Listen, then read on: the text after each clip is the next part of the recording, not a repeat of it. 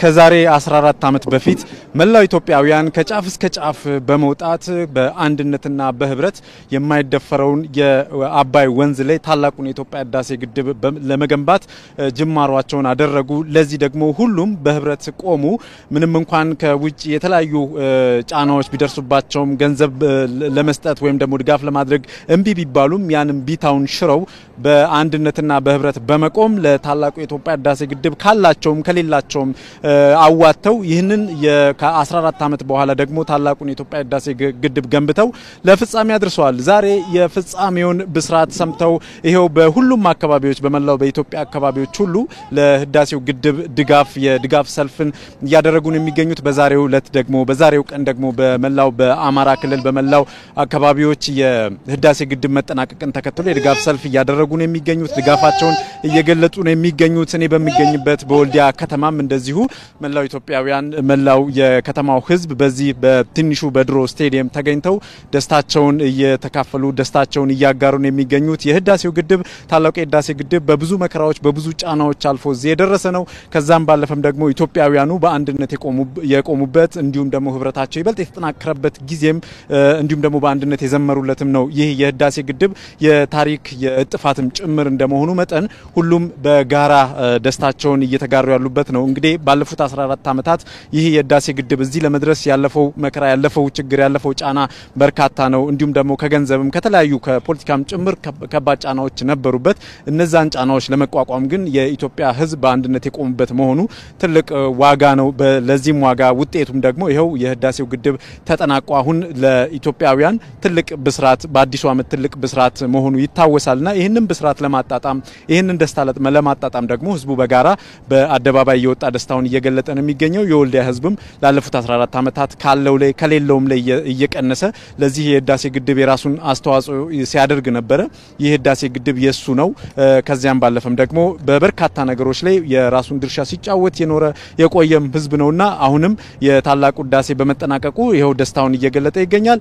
የህዳሴው ግድብ እንግዲህ በብዙ መልኩ ብዙ ትርጉም ያለው ነው። ምናልባት ከኃይል ማመንጨትም ባሻገር ነው የህዳሴ ግድብ። ምክንያቱም ለዘመናት የአባይ ወንዝ ላይ አትጠቀሙም አትችሉም መጠቀም መገደብም አትችሉም ሲባል የቆየ ነው።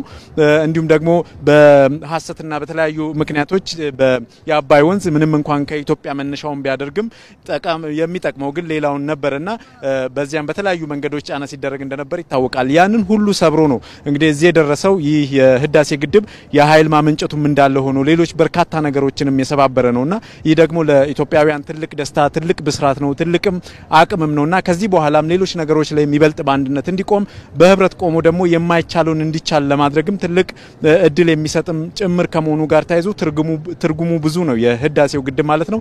ለዚህም ነው እንግዲህ ኢትዮጵያውያን ከጫፍ እስከ ጫፍ በአንድነት በህብረት ስለ ህዳሴው ግድብ አንድ አይነት ዝማሬ እንዲዘምሩለት ያደረጋቸው ማለት ነው። ከዚያም ባለፈም ደግሞ በተለይ በቀጣይ የሚሰሩ በርካታ ነገሮች አሉ። ኢትዮጵያን ወደፊት ለማራመድ ኢትዮጵያን በህብረት እንደበፊት እንዳባቶቻችን ታሪክን ለመስራት ካስፈለገ ደግሞ የህዳሴውን ግድብ የመሰሉ በርካታ ነገሮችን መስራትም ይጠበቅባቸዋልና ኢትዮጵያውያኑ በተለይም በዓለም በተለያዩ መድረኮች ኢትዮጵያን በድህነት ሲስሏት ለነበሩት በብዛት ደግሞ ኢትዮጵያ እንደማትችል አድርገው ለሚያነሱት ሁሉ ምላሽ የሰጠነውና የህዳሴ ግድብ በቀጣይም የሚቻል ስለመሆኑ መቻልንም የሚያሳዩበት ስለመሆኑ ይሄ ትልቅ ትርጉም አለው የህዳሴው ግድብ። ስለዚህ የህዳሴው ግድብ ትርጉሙ ብዙ ስለሆነም ነው ኢትዮጵያውያኑ በአንድነት እየዘመሩለት የሚገኙት። እንግዲህ ቀደም ሲል እንዳነሳሁት ሁሉም ከሊቅ እስከ ደቂቅ ያለው በሙሉ ካለውም ከሌለውም ነው። ተማሪውም የመንግስት ሰራተኛውም ነጋዴውም እንዲሁም ደግሞ ሌሎችም በርካቶችም ያላቸውን ሁሉ ጥሪት አዋተው ነው ይሄንን ግድብ የገደቡት። ምናልባት የዚህ የህዳሴ ግድብ እዚህ መጠናቀቅና እዚህ መድረስ ደግሞ